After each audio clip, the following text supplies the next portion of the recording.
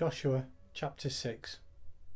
Now Jericho was tightly shut up because of the Israelites. No one went out and no one came in. Then the Lord said to Joshua, "See, I have delivered Jericho into your hands, along with its kings and its fighting men. March around the city once with all the armed men. Do this for 6 days. Have 7 priests carry trumpets of ram's horns in front of the ark. On the 7th day, march around the city 7 times, with the priests blowing the trumpets. When you hear them sound a long blast on the trumpets, have all the people give a loud shout. Then the wall of the city will collapse, and the people will go up, every man straight in."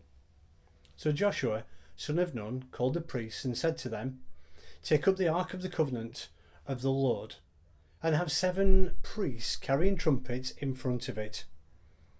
And he ordered the people, "Advance, march around the city, with the armed guard going ahead of the ark of the Lord." When Joshua had spoken to the people, the 7 priests carrying the 7 trumpets before the Lord went forward, blowing their trumpets, and the ark of the Lord's covenant followed them. The armed guard marched ahead of the priests who blew the trumpets, and the rear guard followed the ark. All this time the trumpets were sounding, but Joshua had commanded the people, "Do not give a war cry, do not raise your voices, do not say a word until the day I tell you to shout. Then shout." So he had the ark of the Lord carried around the city, circling it once. Then the people returned to camp and spent the night there. Joshua got up early the next morning, and the priests took up the ark of the Lord. The 7 priests carrying the 7 trumpets went forward, marching before the ark of the Lord and blowing the trumpets. The armed men went ahead of them, and the rear guard followed the ark of the Lord, while the trumpets kept sounding. So on the 2nd day they marched around the city once and returned to the camp. They did this for 6 days.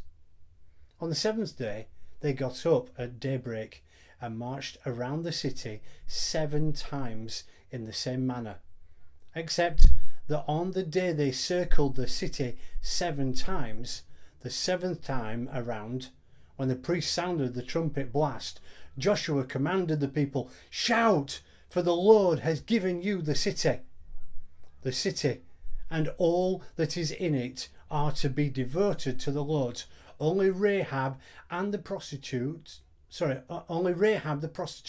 and all who are with her in her house shall be spared, because she hid the spies we sent. But keep away from the devoted things, so that you will not bring about your own destruction by taking any of them. Otherwise you will make the camp of Israel liable to destruction and bring trouble on it. All the silver and gold and the articles of bronze and iron are sacred to the Lord and must go into his treasury." When the trumpet sounded, the people shouted, and at the sound of the trumpet, when the people gave a loud shout, the wall collapsed. So every man charged straight in, and they took the city. They devoted the city to the Lord and destroyed with the sword every living thing in it, men, women, young and old, cattle, sheep and donkeys. Joshua said to the 2 men who had spied out the land, "Go into the prostitute's house and bring her out and all who belong to her, in accordance with your oath to her." So the young men who had done the spying went in and brought out Rahab, her father and mother and brothers, and all who belonged to her. They brought out her entire family and put them in a place outside the camp of Israel. Then they burned the whole city and everything in it. But they put the silver and gold and the articles of bronze and iron into the treasury of the Lord's house. But Joshua spared Rahab the prostitute with her family and all who belonged to her, because she hid the men Joshua had sent as spies to Jericho, and she lives among the Israelites to this day.